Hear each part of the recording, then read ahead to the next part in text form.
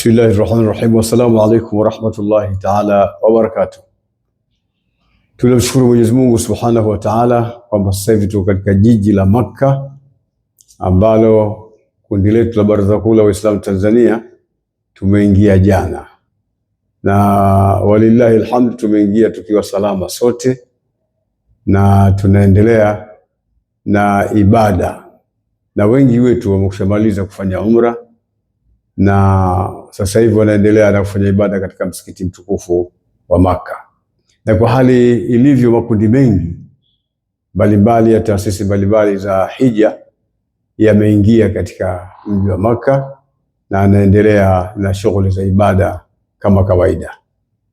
Na kwa mwaka huu tunamshukuru Mwenyezi Mungu Subhanahu wa Ta'ala kwa kuwa kiwango cha idadi kubwa sana ya mahujaji mwaka huu kutoka Tanzania kufikia mpaka 4,000, jambo ambalo halijawahi kutokea huko nyuma. Huko nyuma ilikuwa tunapatikana watu 2,000, 1,800, 2,500, 3,000 kasoro, lakini walillahi alhamdu mwaka huu tumeweza kufikia 4,000.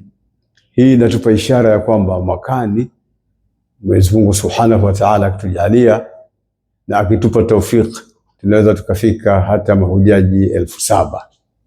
Na pia kuna haja ya kushukuru Beitha ya Tanzania Haji Mission kwa kushirikiana na taasisi mbalimbali za mahujaji bara na visiwani, imeweza kufanya kazi kubwa sana ya kuratibu amali hii ya hija, na tunatarajia mambo mengi kufanywa katika kipindi hiki, kwa sababu nimeona mahujaji wengi wana hamasa kubwa, mioyo yao imekunjuka, na unaona kabisa wako katika furaha ya kufanya ibada na hawataki mchezo kabisa wa kubakia katika mahoteli.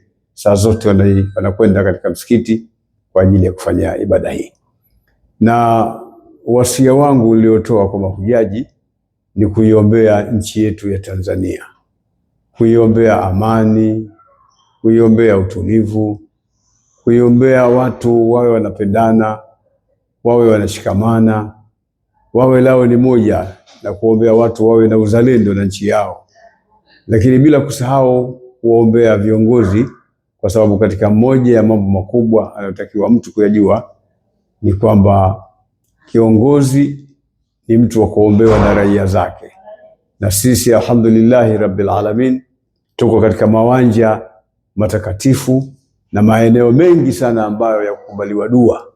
Basi ni juu ya kila haji kuhakikisha kwamba anamuomba Mwenyezi Mungu Subhanahu wa Ta'ala na kuwa na uchungu na nchi na uzalendo, na kuhakikisha kwamba tunaiombea sana sana sana sana nchi yetu iwe na utulivu, watu wawe na kusimama na nchi zaidi kuliko jambo jingine.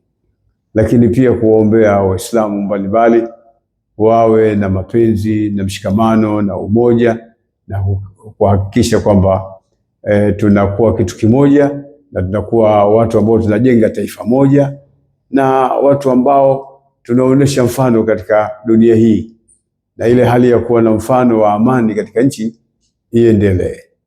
Na katika maeneo mbalimbali baada ya kutoka hapa, takapofika mwezi 8 Dhulhijja, watu wataondoka katika jiji la Makka kuelekea mashair, yani kuelekea Mina kwa ajili ya matayarisho, ili itakuwa yaumu tarwiya, lakini vile vile kwa ajili ya kuelekea Arafa kwa ajili ya ibada zinazoendelea kule tukiwa katika mashair. Na hayo ndio katika jumla ya maeneo ambayo ninazungumza yaliyokuwa na umuhimu mkubwa sana wa kuweza kufanya dua na kumwomba Mwenyezi Mungu Subhanahu wa Ta'ala.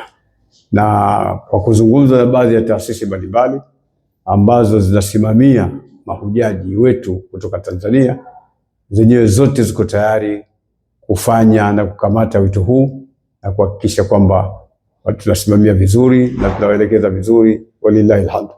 Na mpaka sasa hatujapata taarifa nyingine yoyote mbaya dhidi ya mahujaji wetu.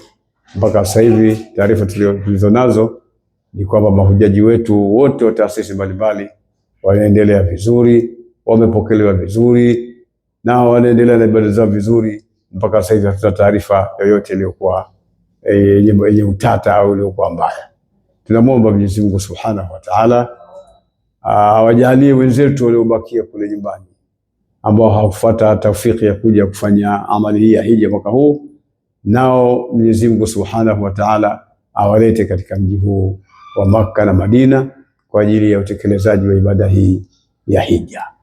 Na tunaiombea nchi, Mwenyezi Mungu ajalie iwe na amani, iwe na utulivu, iwe na uzalendo kwa watu wake, lakini Mwenyezi Mungu atupe baraka katika nchi yetu, tuendelee kuishi vizuri